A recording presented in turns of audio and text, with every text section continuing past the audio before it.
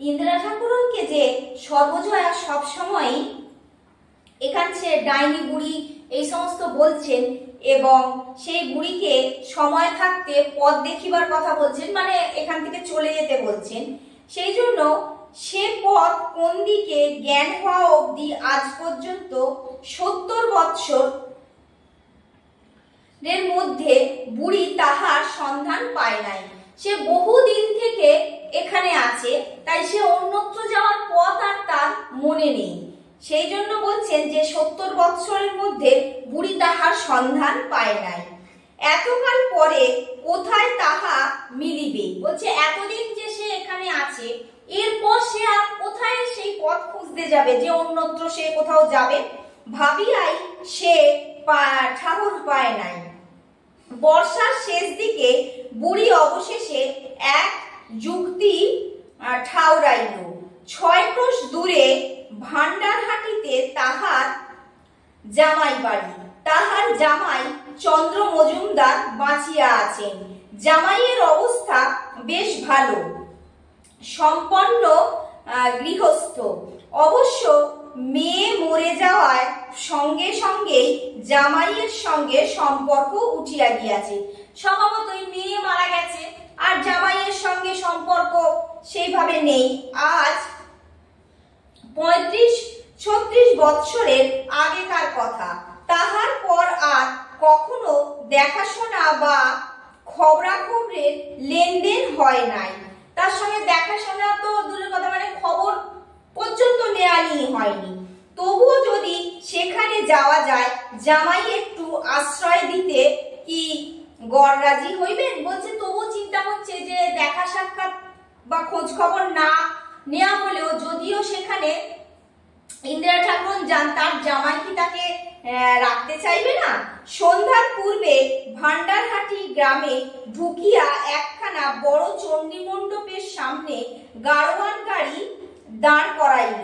গাড়োয়ানের ডাক হাঁকে একজন 24-25 বৎসরের যুবক আসিয়া বলিল, কোথাকার গাড়ি? তাহার পিছনে পিছনে একজন বৃদ্ধ বাড়ির ভিতর হইতে জিজ্ঞাসা করিতে করিতে বাহির হইলেন, কে রাধু? জিজ্ঞেস করে কোথা থেকে আসছেন, বলছে জিজ্ঞেস করো কোথা থেকে আসছেন। বুড়ি চিনিল, কিন্তু অবাক হইয়া রহিল। এই সেই আমার জামাই চন্দর। 40 বৎসর পূর্বের সে সবল দোহারা গড়ন চেহারা ছেলেটির সঙ্গে এই পক্ককেশ প্রবীণ ব্যক্তির মনে মনে তুলনা করিয়া সে যেন হাঁপাইয়া উঠিল। পরক্ষণেই কেমন এক বিভিন্ন ভাবের সংমিশ্রণ উৎপন্ন, না হাসি না দুঃখের। গোছের মনের ভাবে সে বিহবলের মতো ডাক ছাড়িয়া কাঁদিয়া উঠিল। অনেক দিন পরে মেয়ের নাম ধরিয়া কাঁদিল। বলছে সে বহুদিন 40 বৎসর পর তার জামাইকে দেখছে, কিন্তু 40 বৎসরে তো মানুষের পরিবর্তন হবে, তারও তো বয়স 40 বছর বেড়ে গেছে, কিন্তু সেটা ইন্দিরা ঠাকুরনের মনে হয়নি। কিন্তু এই জামাই, সে ভাবছে 40 বছর আগে যেরকম দেখেছিল হয়তো সেরকমই থাকবে, কিন্তু জামাইয়ের এতটা বয়স হয়ে গেছে, সে তার মাথা পাকা চুল, এইরকম বয়স্ক প্রবীণ ব্যক্তি দেখে সে মনে মনে হাঁপিয়ে উঠেছে এবং তখন সে মেয়ের নাম ধরে আর কি কাঁদছে। বিস্ময় বিমূঢ় চন্দ্র মজুমদার প্রথমটা আকাশ পাতাল হাতড়াইতেছিল, পরে ব্যাপারটা বুঝিলেন ও আসিয়া শাশুড়ির পায়ের ধুলা লইয়া প্রণাম করিলেন। একটু সামলাইয়া বুড়ি মাথায় কাপড় তুলিয়া দিয়া ভাঙা গলায় বলিল, তোমার কাছে এসেছি বাবাজি এতদিন পরে, একটুখানি আশ্রয়ের জন্য। আর কটা দিনই বা বাঁচবো, কেউ নেই আর ত্রিভুবনে। এ বয়সে দুটো ভাত কাপড়ের জন্য মজুমদার মহাশয় বড় ছেলেকে গাড়ির দ্রব্যাদি নামাইতে বলিলেন ও ছেলের সঙ্গে শাশুড়িকে বাড়ির মধ্যে পাঠাইয়া দিলেন। দ্বিতীয় পক্ষে বিধবা মেয়ে ও বড় পুত্রবধূ সংসারের গৃহিণী। আর 3টি পুত্রবধূ আছে, নাতি নাতনিও 3-4টি। দ্বিতীয় পক্ষের মেয়ে, দ্বিতীয় পক্ষে যে বিবাহ করেছিলেন তার মেয়ে বিধবা, আর বড় পুত্রবধূ সংসার মানে গৃহকর্ত্রী। এছাড়াও 3টে পুত্রবধূ আছে। এরপর নাতি নাতনি আছে 3-4টি।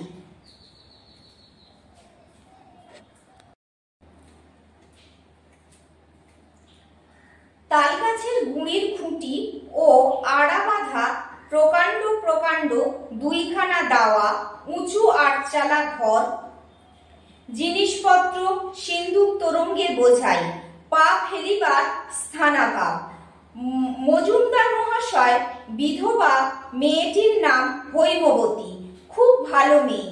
সে নিজের হাতে ফল কাটিয়া জলখাবার সাজাইয়া অত্যন্ত আপ্যায়িত করিয়া কাছে বসাইয়া খাওয়াইল। এ কথা ও কথা জিজ্ঞাসা করিতে লাগিল। বলিল, দিদিমা, আমায় কখনো দেখেননি না? কখনো তো এদিকে পায়ের ধুলো দেননি এর আগে। বলছে এর আগে তো কখনো এদিকে পায়ের ধুলো নেননি, তাই আমাকে দেখেননি। ওই বড় মানে জামাইয়ের আর কি বড় মেয়ে বলছে যে বিধবা বড় মেয়েটি ছিল। আর আখ কেটে দেবো দিদিমা, দাঁত আছে? পাশের রান্নাঘরে ছেলে মেয়েরা সন্ধ্যাবেলা ভাত খাইতে বসিয়া হইচই করিতেছে। একজন চেঁচাইয়া বলিতেছে, ও মা, দেখো, উনি সব ডালটুকু আমার পাতে দিচ্ছে। পুত্রবধূ চেঁচাইতেছে, ওর কাছে খেতে বসিস কেন? রোজ না বলছি আলাদা বসবি? ওই উমি বড্ড বার হয়েছে না? কিন্তু 10-12 দিন কাটিয়া গেল। বুড়ির সব কেমন নতুন নতুন ঠেকিতে লাগিল। তেমনি স্বস্তি পাওয়া যায় না। নতুন ধরনের ভদ্দর, নতুন পথঘাট, নতুন ভাবের গৃহস্থালী। কেমন যেন মনে হয় এ ঠিক তাহার নিজের নয়, সব পর। প্রতিদিন সন্ধ্যার সময় মনে পড়িত নিরিবিলি দাওয়ার আর খুকি খোকার মুখ। দিন কুড়ি পরে বুড়ি যাইবার জন্য ছটফট করিতে লাগিল। এখানে আর মন টেকে না। কর্তার প্রথম পক্ষের শাশুড়ি এ অকস্মাৎ আবির্ভাব ও তাহার মতলব শুনিয়া বাড়ির বড় বধূ প্রথম হইতেই সন্তুষ্ট ছিলেন না। মানে বাড়ির যে বড় বউ, মানে বড় পুত্রবধূ আর কি, সে সন্তুষ্ট ছিল না যে আগের পক্ষের যে দিদিমা সে আবার এসে এখানে থাকবে। অন্তর্ধানে খুশি ছাড়া অখুশি হলেন না। যখন বুড়ি অন্তর্ধান হলো মানে চলে গেল, তাতে খুশি ছাড়া অখুশি হলেন না। চন্দ্র মজুমদারের ইচ্ছা কি ছিল ভগবান জানে, কিন্তু বড় ছেলে ও বড় বধূর ভয়ে কিছু বলিতে পারিলেন না। অনেকদিন পরে আবার নিজের ঘরে দাওয়ায় দুর্গাকে কাছে লইয়া, খোকাকে কাছে লইয়া বসিয়া জ্যোৎস্না ঝরা নারিকেল শাখার মৃদু কম্পন দেখিতে দেখিতে সুখে বুড়ির ঘুমের আমেজ আসে। খুকি প্রথমে ভারী অভিমান করিয়াছিল, কথা কহিবে না, কাছে আসিবে না। নানা কথায় সান্ত্বনা দিবার পর আজকাল ভাব হইয়াছে। বুড়ি ভাইঝির মাথায় আদর করিয়া হাত বুলাইয়া বলে, বেশ লাল একজোড়া ঢেড়ি ঝুমকো হয়তো দিব্য মানায়। মানে তাকে যদি একটা ঝুমকো হয় খুব দিব্যি মানাবে। না আজকাল কি উঠেছে ওগুলোকে বলে কি চাই, মানে নতুন কি আবার উঠেছে সেগুলোকে কি বলে চাই। মানে বুড়ি ভাইজিকে সন্তুষ্ট করার জন্য নানান রকম বলছে। শীত আসিলে বুড়ি ওপাড়ার গাঙ্গুলি বাড়ি গিয়া বুড়ো রামনাথ গাঙ্গুলি মহাশয়ের কাছে বলিল, ও রাম, যার পড়লো বড্ড, আবার তা গায়ে একখানা বস্তুর এমন নেই যে সকালে সন্ধে একটু মুড়িসুড়ি দিয়ে বসি। তা আমায় যদি একখানা মানে বুড়ি শীত পড়ছে, গায়ে দেওয়ার মতো কিছু নেই, সেই জন্য ওই গাঙ্গুলি বাড়িতে গিয়ে বুড়ো রাম গাঙ্গুলিকে বলছে যে যদি একটা কিছু গায়ে দেওয়ার। রাম গাঙ্গুলি বলিল, আচ্ছা দিদি, একদিন এসো, এ মাস্টার আর হবে না, বরং দেখব। বহুদিন যাবৎ হাঁটাহাঁটি ঘোরাফেরার পরে একদিন কুষ্টিয়ার রাঙ্গা ছিটের সুতি চাদর একখানা বাহির করিয়া হাতে দিয়া বলিলেন, এই নাও দিদি, ভারী গরম জিনিস, 9.5 আনা দাম, এর চেয়ে ভালো জিনিস আর নবাবগঞ্জে পাওয়া যায় না, বুধবার এনে রেখেছি, দেখো না খুলে। বুড়ির তখন যেন বিশ্বাস হইতেছে না। আহ্লাদে একগাল হাসিয়া সে সেখানাকে খুলিয়া পায়ের গায়ে জড়াইয়া বলিল, দিব্যি কেমন ওম, ওম বলতে কি গরম, মোটা সোটা দিব্যি কাপড়, দাদা বেঁচে থাকো, কানাই বলাই বেঁচে থাকো, অক্ষয় প্রমাণ হোক।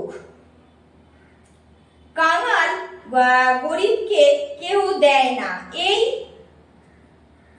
অন্নদার কাছে একখানা গায়ের কাপড় চাচ্ছি আজ 3 বছর থেকে, দেব দেব বলে, তা দিলে না, সবটা মিটিয়ে নি, বলছে সবটা মিটিয়ে নি, কটা দিনই আর বা, মানে বলছে যে বলতে চাইছে যে আর কটা দিনই বা বাঁচবে, সে সবটা মিটিয়ে নিতে চাইছে। চাদরটা তার খুব পছন্দ হয়েছে। সর্বজয়াকে আহ্লাদ করিয়া দেখাইতেই সে বলিল, দেখো ঠাকুরজি, এ বাড়ি থেকে তুমি যে 7 দল মেঘে বেড়াবে তা হবে না, স্পষ্ট বলে দিচ্ছি, ভিক্ষে মাগতে হয়, আলাদা বন্দোবস্ত করো। বুড়ি সে কথা হজম করিয়া লইল। এরূপ অনেক কথাই তাহাকে দিনের মধ্যে 10 বার হজম করিতে হয়। সেকালের ছড়াটা সে কখনো ভোলে নাই, লাঠি ঝাঁটা পায়ের তল, ভাত পাথরটা বুকের বল। সর্বজয়া তাকে যেভাবেই যাই বলুক, সে কিন্তু শোনে বুড়ি, আর সব কথাই সে হজম করে নেয়। সেই জন্য সেই ওই ছড়াটা মনে রাখছে, যে পুরনো ছড়া, লাঠি ঝাঁটা পায়ের তল, ভাত পাথরটা বুকের বল। দুর্গা ভারী খুশি হইয়া বলে, ক পয়সা দাম পিতিমা, কেমন নাঙা না? আশ্বাসের সুরে পিসি বলে, আমি মরে গেলে তোকে দিয়ে যাব, তুই গায়ে দিস বড় হলে। নতুন চাদরের সোদা সোদা মারের গন্ধটা বুড়ির কাছে ভারী উপাদেয়, ভারী শৌখিন বলিয়া মনে হয়। সকালে চাদরখানা গায়ে জড়াইয়া ঝাড় দিবার সময় মাঝে মাঝে নিজের দিকে চাহিয়া দেখে, নিষ্প্রয়োজনে ঘাটের পথে দাঁড়াইয়া থাকে। পথ চলতি নিরীহ ঝি বউকে ডাকিয়া বলে, কে যায়? রাজির মা, এত বেলা যে? ভূমিকার আর বেশি দূর না করিয়া একটু হাসিয়া নিজের গায়ের দিকে চাহিয়া বলে, এই গায়ের কাপড়খানা এবারও পাড়ার রামচাঁদ 9.5 আনা দাম। মানে বলতে চাইছে যে সবাইকে ডেকে ডেকে বলছে যে গায়ের চাদরটা সকলকে দেখাতে চাইছে, এবং সেটা যে রামচাঁদ বাবু দিয়েছেন সেইটা বলছেন। দু একটা দুষ্টু মেয়ে বলে, ঠাকুমাকে রাঙা কাপড়ে যা মানিয়েছে, ঠাকুরমার বুঝি বিয়ে। মানে অনেকে দুষ্টুমি করে বলছে ঠাকুমাকে যা সুন্দর মানিয়েছে, ঠাকুমার বুঝি বিয়ে। ওপাড়ার দাসী ঠাকুরন আসিয়া হাসি মুখে বলিল, পয়সা দুটোর জন্যই এসেছিলাম বউ। ইন্দির পিসি কাল আমার কাছ থেকে একটা নোনা নিয়ে এলে, বললে কাল দাম গিয়ে চেয়ে নিয়ে এসো।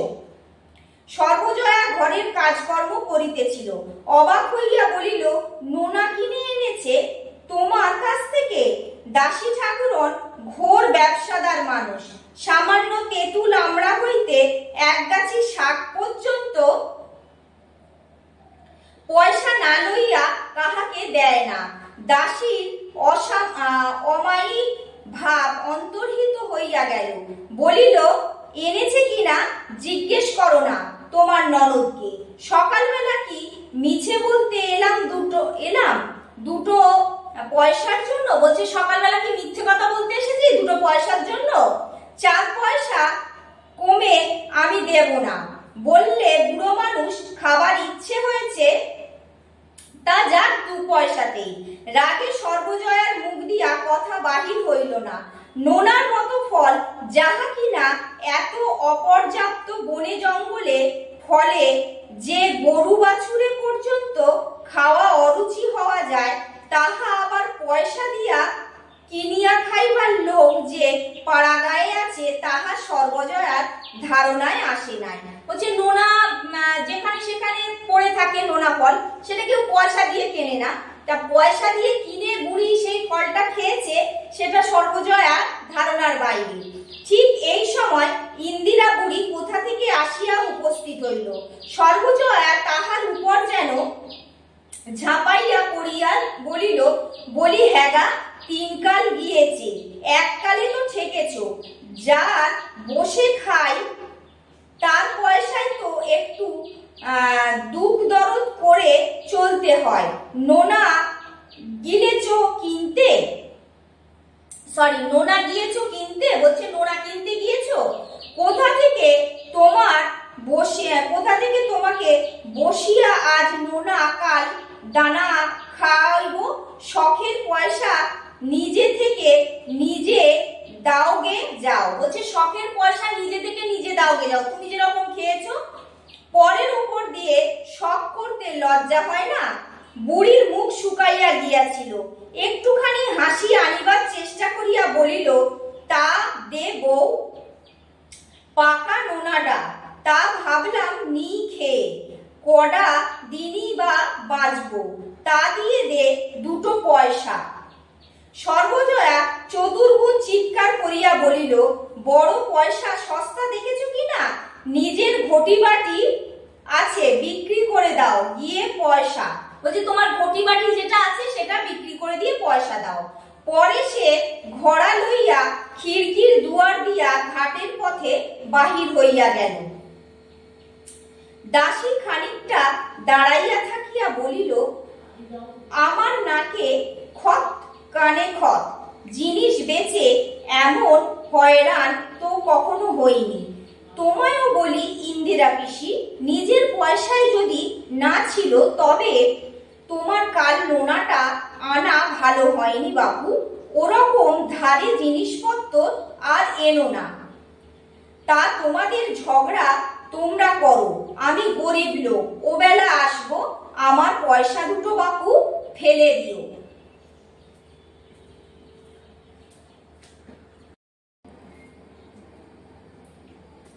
দাসী পিছু পিছু খুকি বাহিরের উঠান পর্যন্ত আসিল। বলিতে বলিতে আসিল, পিসিমা, বুড়ো মানুষ একটা নোনা এনেছে, তা বুঝি বকে খেতে ইচ্ছে হয় না? হ্যাঁ দাসী পিসি, বেশ নোনা, আমার আধখানা কাল দিয়েছে। বলছে বেশ নোনা ছিল, আমাকে আধখানা কাল দিয়েছে। তোমার বুড়ি বুঝি গাছে আছে, তোমার বাড়ি বুঝি গাছে আছে পিসি? বলছে তোমার বাড়ি বুঝি গাছ আছে পিসি?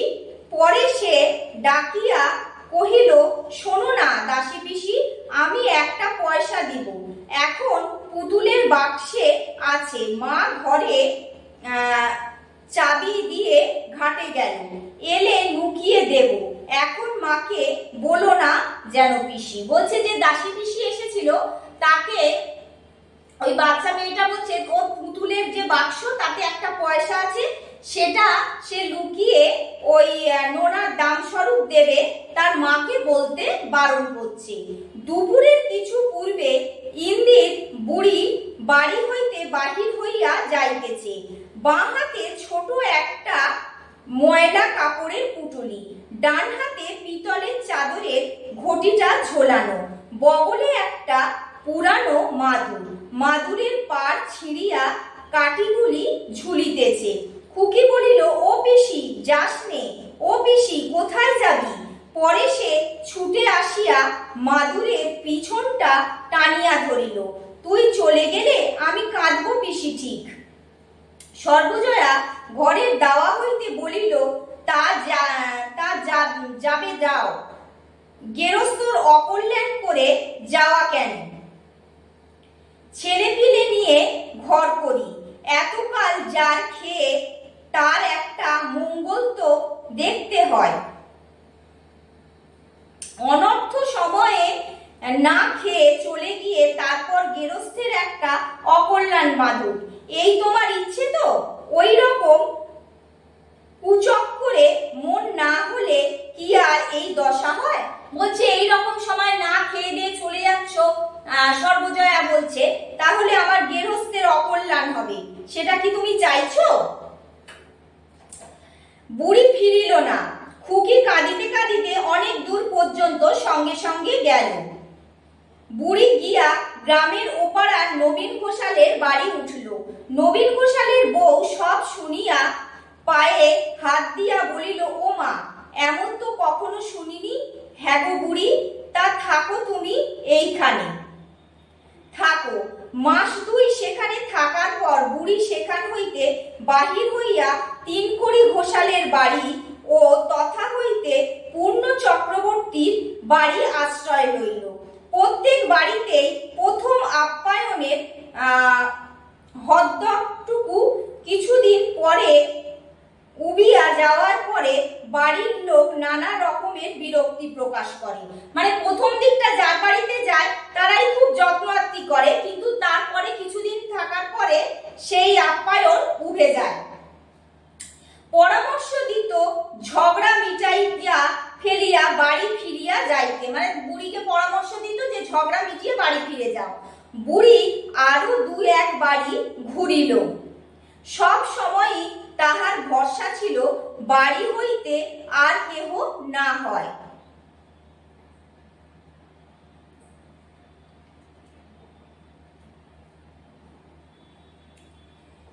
অন্তত হরিহর ডাকিয়া উঠাইবে, বাড়ি থেকে কেউ আর না হোক হরিহর ডাকিয়ে উঠিবে।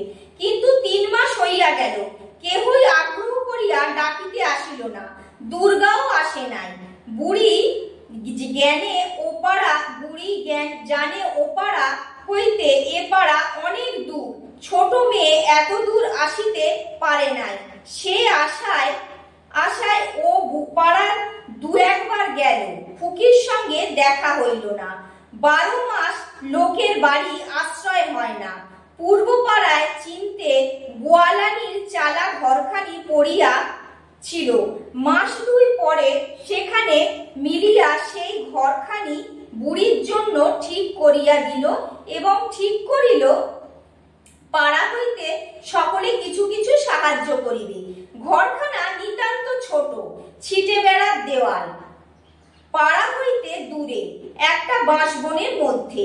লোকের মুখে শুনিত সর্বজয়া নাকি বলিয়াছে, তেজ দেখুক 5 জনে, এ বাড়ি আর নয়। আমার বাচ্চাদের মুখের দিকে যে তাকায়নি তাকে আর আমাদেরও মাথা গলাতে হবে না, মানে তাকে আর আমার দোরে মাথা গলাতে হবে না, মানে যে আমার বাচ্চাদের মুখের দিকে চাইনি তাকে আর তার বাড়িতে যাওয়ার দরকার নেই। ভাগাড়ে পড়ে মরুক গিয়ে। যাহাদের সাহায্য করিবার কথা ছিল তাহারা প্রথম দিন কত খুব উৎসাহের সঙ্গে যোগাইল, ক্রমে কিন্তু তাহাদের আগ্রহ কমিয়া গেল। বুড়ি ভাবে, কেন সেদিন অত রাগ করে চলে এলো। বউ বারণ করলে, খুকি কত কাঁদলে, হাতে ধরে টানাটানি করলে, নিজের উপর অত্যন্ত দুঃখ চোখের জলে 2 তোবড়ানো গাল ভাসিয়া গেল। বলে, শেষ কালটা এত দুঃখ ছিল অদৃষ্টে। আজ যদি মেয়েটাও থাকতো, এখন চিন্তা করছে যদি তার মেয়েটা থাকতো বেঁচে, তাহলে হয়তো এত কষ্ট তার হতো না। চৈত্র মাসের সংক্রান্তি। সারাদিন বড় রৌদ্রের তেজ ছিল। সন্ধ্যার সময় একটু একটু বাতাস বহিতেছিল। গোসাইপাড়ার চড়কের ঢাক এখনো বাজিতেছে। মেলা এখনো শেষ হয় নাই। রৌদ্রে এ বাড়ি ও বাড়ি ঘুরিয়া ও দুর্ভব নয়, বুড়ির রোজ সন্ধ্যার পরে একটু একটু জ্বর হয়। সে মাদুর পাতিয়া দাওয়ায় চুপ করিয়া শুইয়া আছে। মাথার কাছে মাটির ভাঁড়ে জল। পিতলের চাদরের ঘটিটা ইতিমধ্যে চারানায় বাধা দিয়া সারাদিন বুড়ি রৌদ্রে রৌদ্রে ঘোরাঘুরি করে। তারপর সন্ধ্যায় যখন সে একটু বাতাস বয়, সেই সময় সে কি করে,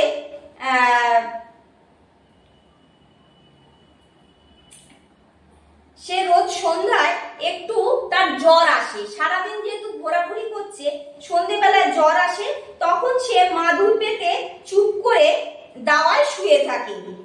তার যে মাথার কাছে একটা ভাঁড়ে জল রাখে এবং যে পিতলের যে চাদরের ঘটিটা ছিল সেটা সে ইতিমধ্যে চাল কেনার জন্য চারানায় বাধা দিয়ে দিয়েছে। জলের তৃষ্ণায় মাঝে মাঝে একটু একটু জল মাটির ভাঁড় হইতে খাইতেছে। পিসিমা বুড়ি কাঁথা ফেলিয়া লাফাইয়া উঠিল। দাওয়ায় ওইটায় ফুকি উঠিয়াছে। পিছনে তাহাদের পাড়ার বেহারি চক্রবর্তীর মেয়ে রাজি। ফুকির পরনে ফর্সা কাপড়, আঁচলের প্রান্তে কি সব পোটলা পুটলি বাঁধা। বুড়ির মুখ দিয়া বেশি কথা বাহির হইল না। প্রবল আগ্রহে সে শীর্ণ হাত বাড়াইয়া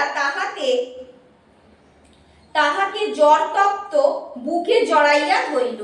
সে আর বেশি কথা বলল না। সে ফুকিকে অর্থাৎ দুর্গাকে দেখেই, মানে সে দেখছে যে তার সে ফর্সা কাপড় পরে আছে পরিষ্কার, তার কাপড়ে কি সব পোটলা পুটলি বাঁধা। সে বেশি কথা না বলে তাকে জড়িয়ে ধরছে। বলিস নে কাউকে পিসি, কেউ যদি টের পায়, কেউ যেন টের না পায়। চড়ক দেখে সন্ধেবেলা চুপি চুপি এলাম। রাজিও এলো আমার সঙ্গে। চড়কের মেলা থেকে এই দেখ তোর জন্য সব এনেছি। খুকি পুঁটলি খুলিল। মুরগি পিসিমা, তোর জন্য 2 পয়সার মুরগি আর 2টো কদমা, আর খোকার জন্য একটা কাঠের পুতুল।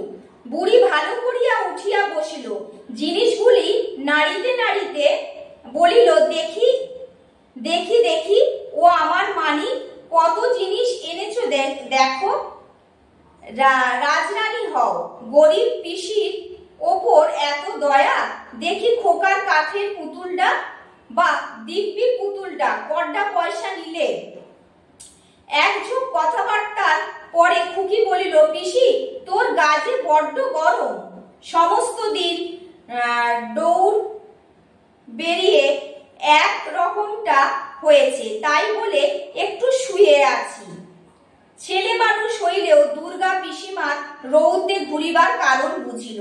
দুঃখে ও অনাহারে শীর্ণ পিসিমার গায়ে সে সস্নেহে হাত বুলাইয়া বলিল, তুই অবশ্যই করে বাড়ি যাস।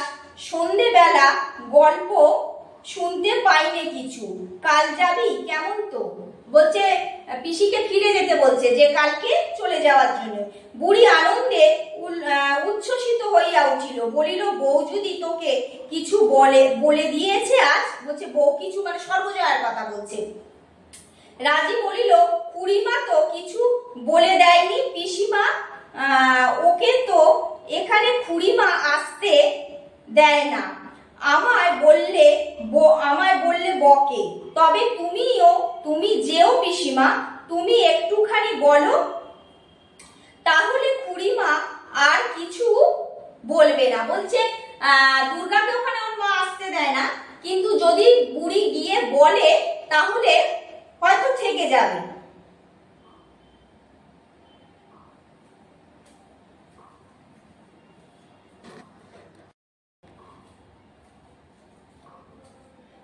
খুকি বলিল, কাল তুই ঠিক যাস পিসি, মা কিছু বলবে না। তাহলে এখন বাড়ি যাই পিসি। কাউকে যেন বলিস নে, কাল সকালে ঠিক যাস কিন্তু। সকালে উঠিয়া বুড়ি দেখিল শরীরটা একটু হালকা। একটু বেলা হইলে ছোট পুঁটলিটাকে ছেঁড়া খোড়া কাপড় দুইখানা ও ময়লা গামছাখানা বাঁধিয়া বুড়ি বাড়ির দিকে চলিল। পথে গোপী বৈষ্ণবের বউ বলিল, দিদি ঠাকুরন, তা বাড়ি যাচ্ছ বুঝি? বৌদিদির রাত চলে গিয়েছে বুঝি? বুড়ি একগাল হাসিয়া বলিল, কাল দুর্গা যে সন্ধেবেলা ডাকতে গিয়েছিল, কত কাঁদলে, বললে মা বলেছে চ পিসির বাড়ি চ। তা আমি বললাম আজ তুই যা, সকালে বেলাটা হোক আমি বাড়ি গিয়ে উঠবো। মেয়ের আমার কত কান্না, যেতে কি চায়, তাই সকালে যাচ্ছি। বুড়ি বাড়ি ঢুকিয়া দেখিল কেহ বাড়ি নাই। কাল সারা রাত জ্বর ভোগের পর এতটা পথ রৌদ্রে দুর্বল শরীরে আসিয়া বোধহয় অবসন্ন হইয়া পড়িয়াছিল। পুঁটুলিটা নামাইয়া সে নিজের ঘরের দাওয়ায় বৈঠায় বসিয়া পড়িল। একটু পরেই খিড়কি-দোর ঠেলিয়া সর্বজয়া স্নান করিয়া নদী হইতে ফিরিল। এদিকে চোখ পড়িল বুড়িকে বসিয়া থাকিতে দেখিয়া সে বিস্ময়ে নির্বাক হইয়া একটুখানি দাঁড়াইল।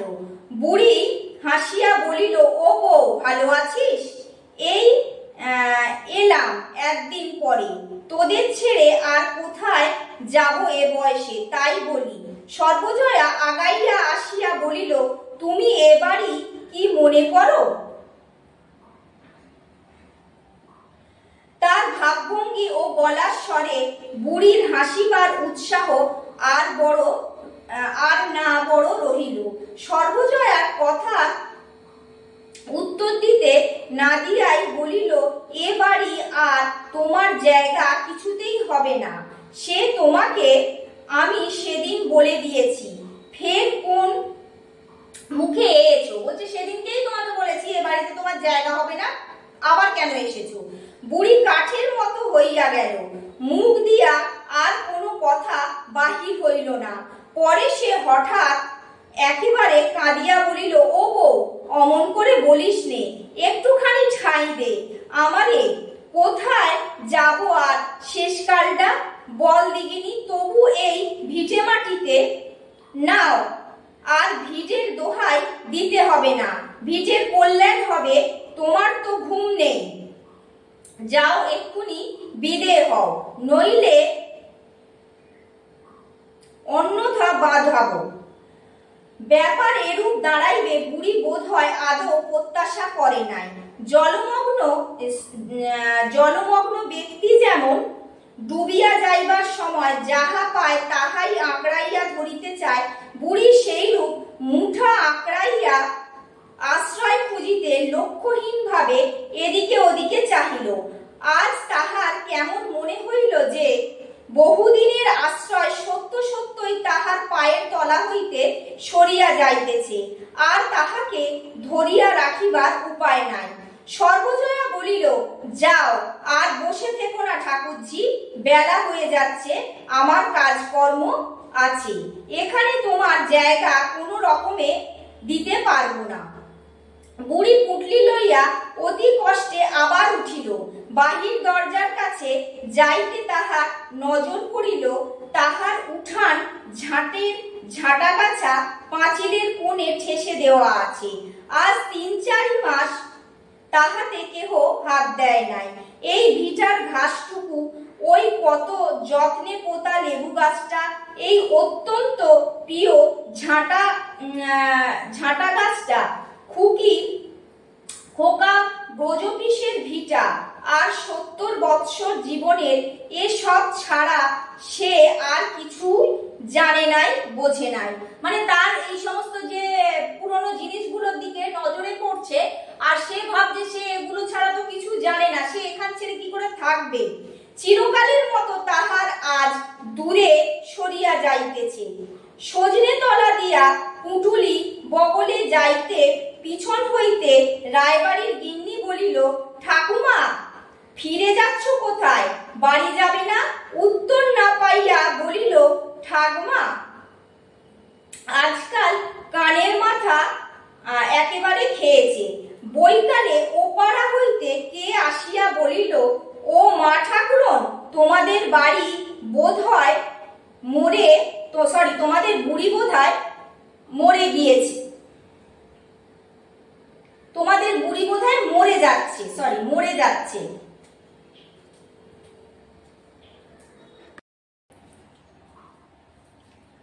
বুড়িকে আর আশ্রয় না দেয়ায় বুড়ি চলে গেল। এবার কি হচ্ছে, বৈকালে ওই পাড়া হইতে কে আসিয়া বলিল, ও মা ঠাকুরন, তোমাদের বুড়ি বোধহয় মরে যাচ্ছে। পালিতের গোলার কাছে দুপুর থেকে শুয়ে আছে। রোদ্দুরে ফিরে যাচ্ছিল আর যেতে পারেনি। একবার গিয়ে দেখে এসো দাদা ঠাকুর বাড়ি নেই, একবার পাঠিয়ে দেও না। পালিতের বড় মাচার তলায় গোলার পাশে ইন্দিরা ঠাকুরন মরিতেছিল, এ কথা সত্য। হরিহরের বাড়ি হইতে ফিরিতে ফিরিতে তাহার গা কেমন করে রৌদ্রে আর আগাইতে না পারিয়া এইখানে শুইয়া পড়ে। পালিতরা চণ্ডী মণ্ডপে তুলিয়া রাখিয়াছিল। বুকে পিঠে তেল মালিশ, পাখার বাতাস সব করিয়া পরে বেশি বেলায় অবস্থা খারাপ বুঝিয়া নামাইয়া রাখিয়াছে। পালিত পাড়ার অনেকে ঘিরিয়া দাঁড়াইয়া আছে। কেহ বলিতেছে, তার রোদ্দুরে বেরুলেই বা কেন, সোজা রোদ্দুরটা পড়েছে আজ। কেহ বলিতেছে, এখুনি সামলে উঠবে, এখন ভর্মি লেগেছে বোধ হয়।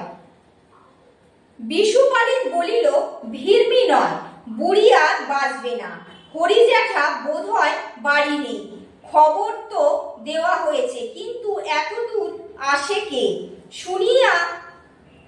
শুনিতে পাইয়া দিনু চক্রবর্তীর বড় ছেলে ফণি ব্যাপার কি দেখিতে আসিল।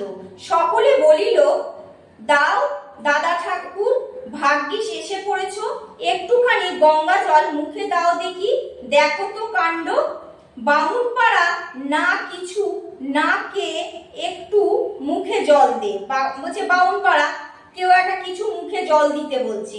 ফণি হাতের বইচি কাঠের লাঠিটা বিশুপালিতের হাতে দিয়া বুড়ির মুখের কাছে বসিল।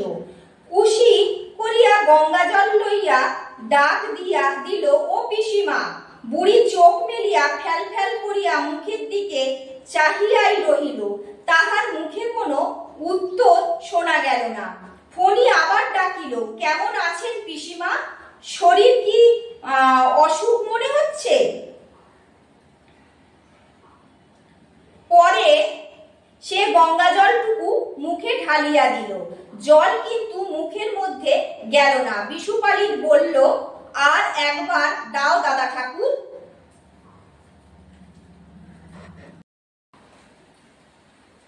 তাহলে ফণি ঠাকুর যে বুড়ির মুখের মধ্যে জল দিল, কিন্তু জলটা মুখে গেল না। বিশুপালিত তখন বলছে যে আরেকবার দাও দাদা ঠাকুর, মানে আরেকবার জলটা দিতে বলছে।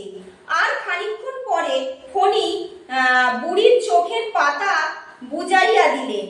কোটোর মতো অনেকখানি জল শীর্ণ গাল দুটো বাহিয়া গড়াইয়া পড়িল। তারপর অনেকক্ষণ পর ফণি কি করছে, বুড়ির চোখের পাতা বুঝিয়ে দিচ্ছে। এবার ভেতরে যে কিছুটা জল ছিল সেটা মুখের মধ্যে থেকে বেরিয়ে আসছে। ইন্দির ঠাকুরনের মৃত্যুর সঙ্গে সঙ্গে নিশ্চিন্দিপুর গ্রামের সেকালের অবসান হইয়া গেল। সেই যখনই ইন্দিরা ঠাকুরন মরে যাওয়ার সাথে সাথে যেন নিশ্চিন্দপুরের সেকালের সেই অবসান, মানে সেই পুরানো দিনের উনি মানুষ ছিলেন, তো আস্তে আস্তে সবাই একে একে চলে গেছে, উনি থেকে গিয়েছিলেন। এবার বলছে নিশ্চিন্দপুরের সেই গ্রামের সেকালের সেই অবসান ঘটলো। ইন্দিরা ঠাকুরনের মৃত্যুর পর 5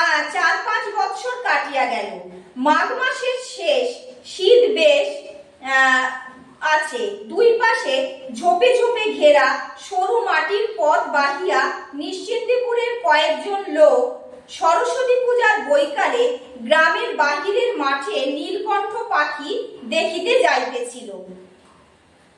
দলের একজন লোক বলিল, ওহে হরি, ভূষণ গোয়ালার দারুণ কলা বাগানটা তোমরা কি ফের জমা দিয়েছো নাকি? বলছে ওই যে কলা বাগানটা বেশ সুন্দর, সেটা জমা দিয়েছো? যাহাকে উদ্দেশ্য করিয়া বলা হইল তাহাকে দেখিলে 10 বৎসর পূর্বের সেই হরিহর রায় বলিয়া মনে হয়। এখন মধ্যবয়সী পুরাদস্তুর সংসারী ছেলে মেয়েদের বাপ হরিহর খাজনা সাথিয়া গ্রামে ঘোরে। পৈতৃক আমলের শিষ্য সেবকের ঘরগুলি সন্ধান করিয়া বসিয়া গুরুগিরি চালায়। হাটে মাঠে জমির ঘরামির সঙ্গে ঝিঙ্গে পটলের দরদস্তুর করিয়া ঘোরে। তাহার সঙ্গে আগেকার যে অবাধগতি মুক্ত প্রাণ ভবঘুরে যুবক হরিহরের কোনো মিল নাই। ক্রমে ক্রমে পশ্চিমের সেই জীবন অনেক দূরের হইয়া গিয়াছিল। সেই চূর্ণার দুর্গার চওড়া প্রাচীর বসিয়া দূর পাহাড়ের সূর্যাস্ত দেখা, কেদারের পথে তেজপাতার বনে রাত কাটানো, শাহ কাশেম সুলেমানির দরগার বাগান হইতে টক কমলা লেবু ছিঁড়িয়া খাওয়া, গলিত রৌপ্যধারার মতো স্বচ্ছ উজ্জ্বল হিমশীতল।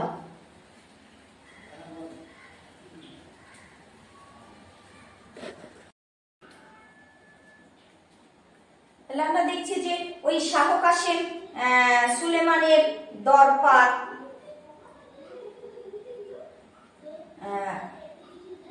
বাগান হইতে টক কমলা লেবু ছিঁড়িয়া খাওয়া, গলিত রৌপ্যধারার মতো স্বচ্ছ উজ্জ্বল হিমশীতল,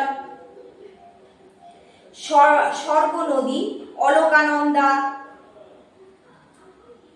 দশাশ্বমেধ ঘাটে জলের ধারে রানা, একটু একটু মনে অনেকদিন আগেকার কথা, অনেকদিন আগেকার দেখা স্বপ্ন। হরিহর সায়সূচক কিছু বলিতে গিয়ে পিছন ফিরিয়া বলিল, ছেলেটা আবার কোথায় গেল? ও খোকা, খোকা ও। পথের বাঁকের আড়াল হইতে একটি 6-7 বছরের ফুটফুটে সুন্দর ছিপছিপে চেহারা ওই ছেলে ছুটিয়া আসিয়া দলের নাগাল ধরিল। হরিহর বলিল, আমার পিছনে পড়লে এরই মধ্যে, বলছে আমার পিছনে পড়লে এরই মধ্যে, নাও এগিয়ে চলো। ছেলেটা বলিল, বনের মধ্যে কি গেল বাবা, বড় বড় কান। হরিহর প্রশ্নের দিকে কোনো মনোযোগ না দিয়া নবীন পালিতের সঙ্গে মৎস্য শিকারের পরামর্শ আঁটিতে লাগিল। হরিহরের ছেলে পুনরায় আগ্রহের সুরে বলিল, কি দৌড়ে গেল বাবা বনের মধ্যে, বড় বড় কান? হরিহর বলিল, কি জানি বাবা, তোমার কথার উত্তর দিতে আমি আর পারিনি। সেই বেরিয়ে অবধি শুরু করেছো, এটা কি ওটা কি, কি গেল বনের মধ্যে, তা কি আমি দেখেছি, নাও এগিয়ে চলো। বনের মধ্যে কি গেল আমি কি দেখেছি, এগিয়ে চলো। বালক বাবার কথার আগে বালক বাবার কথায় আগে আগে চলিল। নবীন পালিত বলিল, বরং এক কাজ করো হরি, মাছ যদি ধরতে হয় তবে বয়সার ঝিলে একদিন চলো, যাওয়া যাক। পূব পাড়ার নেপাল পাড়ই বাজ দিচ্ছে, রোজ 1.5 মণ 2 মণ এইরকম পড়ছে। 5 সেরের নিচে মাছ নেই। শুনলাম একদিন শেষ রাত্রিরে নাকি বিলের একেবারে মধ্যিখানে অথই জলে শাঁ শাঁ করে, ঠিক যেন বকনা বাছুরের ডাক, বুঝলে? সকলে একসঙ্গে দিকে আগাইয়া আসিয়া নবীন পালিতের মুখের দিকে চাহিয়া রহিল। অনেক গেলে পুরনো বিল, গহীন জল, দেখেছ তো মধ্যিখানে জল যেন কালো শিউগোলা পদ্ম গাছের জঙ্গল। কেউ বলে রাঘব বোয়াল, কেউ বলে যক্ষী। যতক্ষণ ফর্সা না হলো ততক্ষণ তো মশাই নৌকার উপরে সকলে বসে ঠক ঠক করে কাঁপতে লাগলো। বেশ জমিয়া আসিয়াছে। হঠাৎ হরিহরের ছেলেটি মহা উৎসাহে পাশের এক উলু ঘরের ঝোপের দিকে আঙুল তুলিয়া চিৎকার করিতে করিতে ছুটিয়া গেল। ওই যাচ্ছে বাবা, দেখো বাবা, ওই গেল বাবা, বড় বড় কান ওই। তাহার বাবা পিছন হইতে ডাক দিয়া বলিল, উহু উহু, কাঁটা কাঁটা কাঁটা। পরে তাড়াতাড়ি আসিয়া ধপ করিয়া ছেলের হাতখানি ধরিয়া বলিল, আহ, বড্ড বিরক্ত করলে দেখছি। তুই 100 বার বারণ করছি, যা তা তুই কিছুতেই শুনবে না। এই জন্যেই তো আনতে চাইছিলাম না। বালক উৎসাহে ও আগ্রহে উজ্জ্বল মুখ উঁচু করিয়া বাবার দিকে তুলিয়া জিজ্ঞাসা করিল, কি বাবা? হরিহর বলিল, তা কি, তা আমি কি দেখেছি? শুয়োর টুয়োর হবে? নাও চলো, ঠিক রাস্তার মাঝখান দিয়ে হাঁটো। শুয়োর না বাবা, ছোট্ট যে। পরে সে নিচু হইয়া দৃষ্ট বস্তুর মাটি হইতে উচ্চতা দেখাইতে গেল। চল চল, হ্যাঁ আমি বুঝতে পেরেছি, আর দেখতে হবে না, চল দেখি। নবীন পালিত বলিল, ও হলো খরগোশ, খোকা খরগোশ। এখানে খড়ের ঝোপে খরগোশ থাকে তাই। বালক বর্ণ পরিচয়ে ক্ষয়ে খরগোশের ছবি দেখিয়াছে, কিন্তু তাহা যে জীবন্ত অবস্থায় এরকম লাফাইয়া পালায় তাহা আবার সাধারণ চক্ষুতে দেখিতে পাওয়া যায়, এ কথা সে কখনো ভাবে নাই। খরগোশ জীবন্ত একেবারে তোমার সামনে লাফাইয়া পালায়?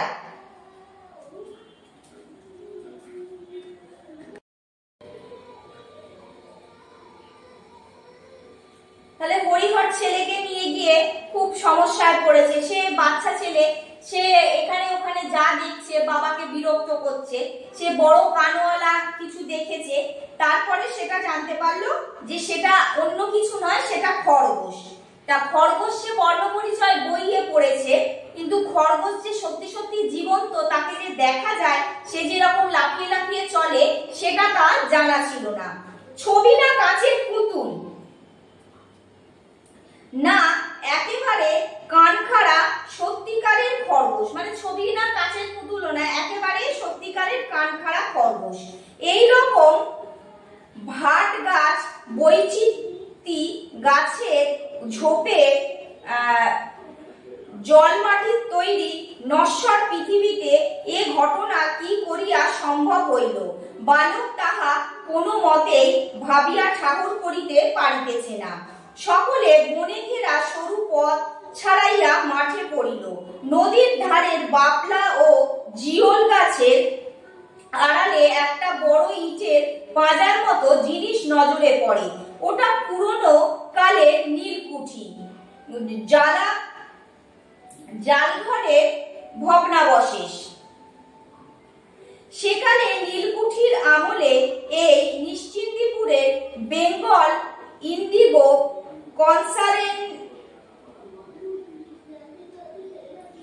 কনসার্নের হেড কুঠি ছিল। এই অঞ্চলে 14টা কুঠির উপর নিশ্চিন্দিপুরের কুঠির ম্যানেজার জন লারমার দোর্দণ্ড প্রতাপে রাজত্ব করিতেন।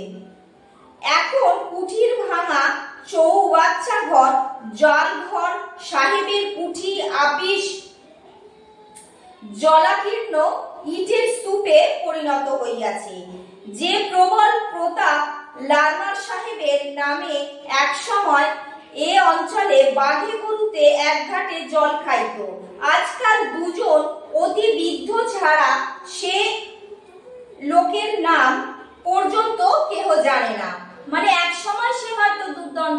ছিল, কিন্তু এখন আর তার সেই প্রতাপ আর নেই। এখন তাকে মানে খুব যারা পুরনো বৃদ্ধ কয়েকজন ছাড়া আগেকার দিনে তারা ছাড়া এর নামই খুব শোনেনি।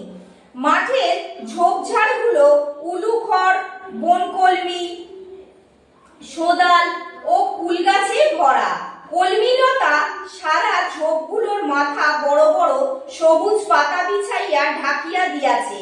ভিতরে স্নিগ্ধ ছায়া। ছোট গোয়ালে নাটাকাটা ও নীল বন অপরাজিতা ফুল সূর্যের আলোর দিকে মুখ উঁচু করিয়া ফুটিয়া আছে। পড়ন্ত বেলায় ছায়ার স্নিগ্ধ বনভূমি শ্যামলতা পাখির ডাকে চারিধারে প্রকৃতির মুক্ত হাতে ছড়ানো ঐশ্বর্য রাজার মতো ভান্ডার বিলাইয়া দান। কোথাও এতটুকু দারিদ্র্যের আশ্রয় খুঁজিবার চেষ্টা নাই, মধ্যবিত্তের কার্পণ্য নাই। বেলা শেষের ইন্দ্রজালে মাঠ, নদী, বন মায়াময়। মাঠের মধ্যে বেড়াইতে বেড়াইতে নবীন পালিত মহাশয় একবার এই মাঠের উত্তরাংশের জমিতে শাক আলুর চাষ করিয়া কিরূপ লাভবান হইয়াছিল সে গল্প করিতে লাগিল। একজন বলিল, কুঠির ইটগুলো নাকি বিক্রি হবে শুনেছিলাম। নবাবগঞ্জের মতিদা নাকি দরদস্তুর করছে। মতিদার কথায় সে ব্যক্তি সামান্য অবস্থা হইতে কিরূপ ধনবান হইয়াছে সে কথা আসিয়া পড়িল। ক্রমে তাহা হইতে বর্তমান কালের দুর্মূল্যতা আষাঢ়ের বাজারে কুণ্ডুদের গোলদারি দোকান পুড়িয়া যাইবার কথা, গ্রামের দিনু গাঙ্গুলির মেয়ের বিবাহের তারিখ কবে পড়িয়াছে প্রভৃতি বিবিধ আবশ্যকীয় সংবাদের আদান প্রদান হইতে লাগিল। একসঙ্গে অনেকজন জড়ো হলে যেরকম কথোপকথন হয়, পাড়ার আশেপাশের বাড়ি মানে কার কি ঘটনা ঘটছে সেগুলো সব বিস্তারিত আলোচনা হতে লাগলো। এই দেখো, এখন বাবলা গাছে এখুনি এসে বসবে। বালক মুখ উঁচু করিয়া নিকটবর্তী সমুদয় বাবলা গাছের মাথার দিকে চাহিয়া দেখিতে লাগিল। মাঠের ইতস্তত নিচু নিচু কুলু গাছে অনেক কুল পাকিয়া আছে। বালক অবাক হইয়া লুব্ধ দৃষ্টিতে সেদিকে চাহিয়া চাহিয়া দেখিল। কয়েকবার কুল পাড়িতে গিয়া বাবার বকুনিতে আমাকে নিবৃত্ত হইতে হইল। এত ছোট গাছে কুল হয়? তাহাদের পাড়ায় যে কুলের গাছ আছে তাহা খুব উঁচু বলিয়া ইচ্ছা থাকিলেও সে সুবিধা করিতে পারে না। ভারী আকুশিটা দুই হাতে আঁকড়াইয়া ধরিয়া মানে বড় যে আকশি সেটাকে দুই হাতে ধরিয়া তুলিতে পারে না। কুপথ্যের জিনিস লুকাইয়া খাওয়া কষ্টসাধ্য হইয়া পড়ে। সে টের পায়। খবর পাইয়া মা আসিয়া বাড়ি ধরিয়া লইয়া যায়। বলে, ও মা, আমার কি হবে? এমন দুষ্টু ছেলে হয়েছ তুমি। এই সেদিন উঠেছ জ্বর থেকে, আজ অমনি কুলতলায় ঘুরে বেড়াচ্ছ। একটুখানি পিছন ফেরোনি, আর অমনি এসে দেখি বাড়ি নেই। কটা কুল খেয়েছিস দেখি, মুখ দেখি। সে ভীষণ দুষ্টু ছিল। সে মা ফিরতে না ফিরতেই সে উধাও হয়ে গিয়ে কোথায় কুলতলায় চলে গেছে কটা কুল পেকেছে সেটা দেখার জন্য। সে বলে, কুল খাইনি তো মা, তলায় একটাও কুল পড়ে নেই। আমি বুঝি পারতে পারি? পরে সে টুকটুকে মুখটি মায়ের অত্যন্ত নিকটে লইয়া গিয়া হাঁ করে। তাহার মা ভালো করিয়া দেখিয়া পুত্রের ননির মতো গন্ধ বাহির হইয়া সুন্দর মুখে চুমা